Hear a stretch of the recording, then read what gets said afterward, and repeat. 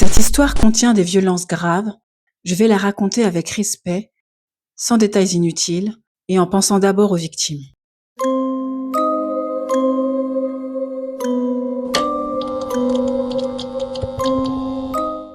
Début des années 80, Martinique. Une peur s'installe, discrète au début, puis envahissante. Les portes se ferment plus tôt, les enfants rentrent avant la tombée du jour, et dans le nord de l'île, une rumeur devient une certitude. Un homme est dehors, et il frappe la nuit.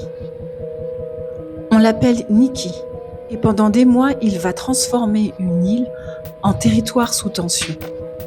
Avant d'être le nom que toute une île murmure avec peur, Niki est d'abord un enfant né dans une famille instable. Il est le cadet d'une fratrie nombreuse, plusieurs frères et sœurs, et 2 de ses frères sont tués par la police dans son pays d'origine. Son père meurt lui aussi dans des circonstances troubles, jamais élucidées. Il est scolarisé jusqu'à l'âge de 13 ans, puis il bascule progressivement dans la délinquance. Très jeune, il est déjà connu des autorités. Il connaîtra la prison de Kingston, d'où il s'évadera le 11 février 1981. Ce parcours n'excuse rien, mais il dessine le portrait d'un homme profondément désorganisé, marqué par la violence, la perte, l'instabilité, et déjà engagé sur une trajectoire criminelle bien avant son arrivée en Martinique. Le 19 octobre 1980, une scène terrible est découverte. Un homme est retrouvé mort près de son véhicule, dans le secteur du Carbet. Une jeune femme qui l'accompagnait disparaît, puis réapparaît plusieurs jours après. Elle raconte avoir été emmenée de force, séquestrée, agressée, et elle donne un élément essentiel aux enquêteurs. L'agresseur serait anglophone.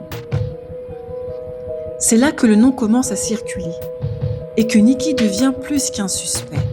Il devient une peur collective, un visage qu'on cherche mais qu'on ne trouve pas.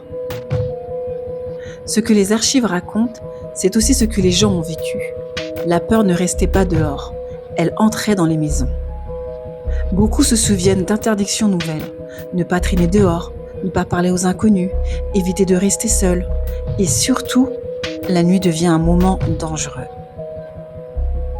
Quand une ville entière change ses habitudes, ce n'est pas seulement une affaire judiciaire, c'est un traumatisme collectif.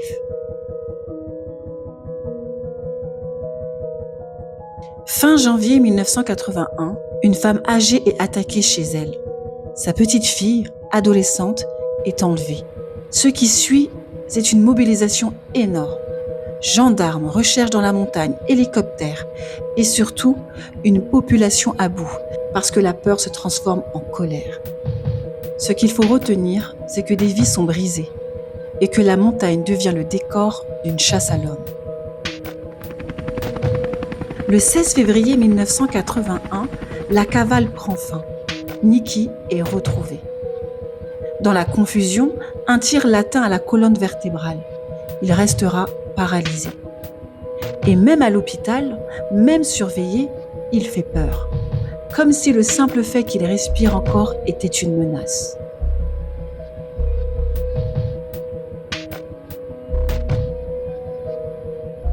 Juin 1982, Fort-de-France. Le procès s'ouvre dans une ambiance explosive. La foule est là, hostile. Lui arrive en fauteuil roulant. Il semble frêle, mais il est glacé, impassible, peu coopératif. Au début, il répond dans une langue incompréhensible, comme une provocation, comme un mur. 2 expertises psychiatriques parlent de froideur émotionnelle, d'un profil antisocial, intelligent, contrôlé et surtout responsable. Pas fou au sens pénal, donc jugé et condamné.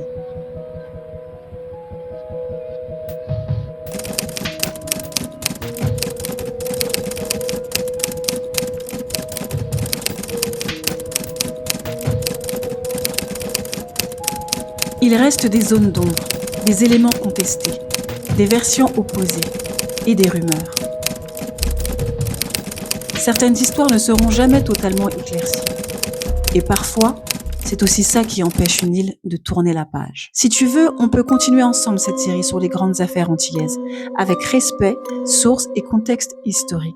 Si ce format te parle, abonne-toi et dis-moi en commentaire, tu veux que je fasse la prochaine chronique sur quelle affaire? Like and subscribe.